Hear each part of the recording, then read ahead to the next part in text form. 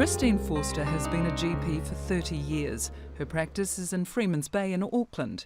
She has 2 patients with the rare lung disease lymphangioliomyomatosis. 28-year-old Jess is one of them. She was diagnosed with LAM before she began seeing Dr. Forster. I think I went through about 2 or 3 GPs before I actually got a result in terms of what it was. Being a very fit person as I was at that stage, as was typical, they always thought it was exercise-induced asthma, and from there wasn't happy because it wasn't going away, so I went to another couple before I got to my one I was seeing in Howick, and sent me off to a specialist almost straight away. Until a few years ago, the treatment was supportive only: oxygen supplementation and lung transplantation. Hi, Jess. Come on in. Then came an international multi-centre clinical trial for women with LAM. Known as the MILES trial, it tested the efficacy of the drug sirolimus. The MILES trial showed that the mTOR inhibitor sirolimus, or rapamycin as some of us know it, slowed the progression of the disease. It stabilised the lung function and it reduced the size of the tumours in the kidney. Medication's okay? Medication's going okay. Jess has been on sirolimus for 6 years. It's been a lifesaver, literally, that medication. When I went on it, my lung levels were so low that I was almost about to go on the transplant list.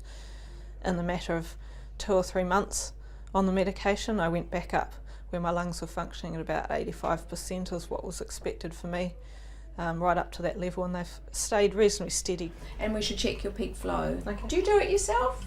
No, not normally. Yeah. Sirolimus is not a cure. It only works while the drug's being taken, and there are side effects. I've been pretty lucky. I guess they do give you an altered immune system, but to be honest, I've never had anything more than the average 1 or 2 chest infections or coughs or colds each year. The main thing for me is ulcers, mouth ulcers and things like that. I get them quite a lot and they're pretty horrendous to deal with. So I guess that's something that, you know, it's good to monitor. Initially I was getting heaps of them and they'd dropped the level of the sirolimus down to match that. So now it's not so bad as what it was before. I'll just check your blood pressure. Okay. Yeah. Jess says travel is a big thing in her life, so like most LAM patients, she's keen to know how she can do it safely. They have to be aware that air travel might be a risk for them, and that they should only travel when they're well without respiratory infections, etc. If they have a need for oxygen, then we need to assess that. They will be aware if they have a diagnosis of LAM that they are at risk of pneumothorax. We know that travelling and air travel doesn't increase their risk of a pneumothorax, but of course they mustn't travel if they have one or they have recently had one. Perfect. There's nothing better than the 6-minute walk test. So if a patient can walk 50 metres without becoming severely short of breath or climb a flight of stairs, then they will be able to manage a flight. Dr. Forster makes an effort to spread the word about LAM to the medical community at events such as the Goodfellow Symposium. I'm going to discuss the disease, the clinical aspects, the diagnosis and treatments.